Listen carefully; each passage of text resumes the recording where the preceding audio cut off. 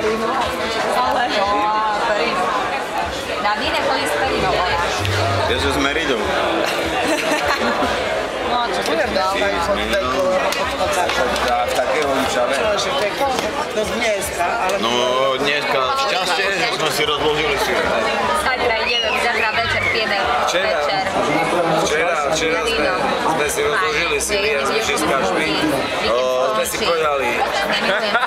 Ja som si včera všimol Martinové chyby, ak išiel s krčmi. On počúvaj Martin, veľmi nastupuješ na ľavú nohu. Skús pritlačiť troška. Som ho upozornil na chyby. Na teba prvý pohľad vidno, že si ekonom. Ešte aj sily ekonomicky než rozložiť a budú. Nevie, ale ja sa nevyužíva. Aj v noci rozložil sily, keď išiel po schodoch. Na 4 nohy. No ale o to ide, rozložiť sily.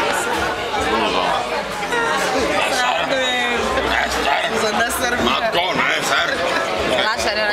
Ale nie, vieš, ale my tak bývame, že fakt tam musíš ísť po štvornožky, lebo úplne v takom podklade, že musíš tak zohnutá byť a tak chodiť po izbe, vieš, a sedem posteli tam je.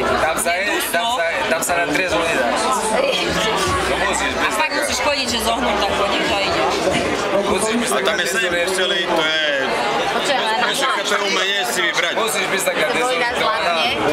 Po väčšine chodíme. Sipi spal v izbe, prvý išiel do izby, bolo 6 posteli a Sipi. Otvorili dvere. Nie, otvorila Pepa dvere. No tak to spať nebudeme. Sám spal Sipi, nie Sipi. Kto tam sám chrápal? Sipsky. Sipsky chrápal. A ja som spala nakoniec na zemi. Čo by sme sa pobili? Beba, my sme sa pobili. Ale zvládne teraz. On spal na gaučiku a ja na zemi. Hovorí, že keď budem chrápať, to ma zobuď. To vieš, že si ľahni si na obode. To sa nedalo, to bolo nenormálne. Ale toto noc najviac beží chrápal.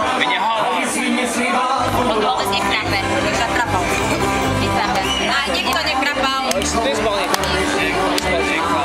Nie, ale som spala s Koškinom už, myslím, na izbe, ani nečupal. Ale... Ale skryť domov, dneska nechcem. Ideme. Inga, to dnes to platí.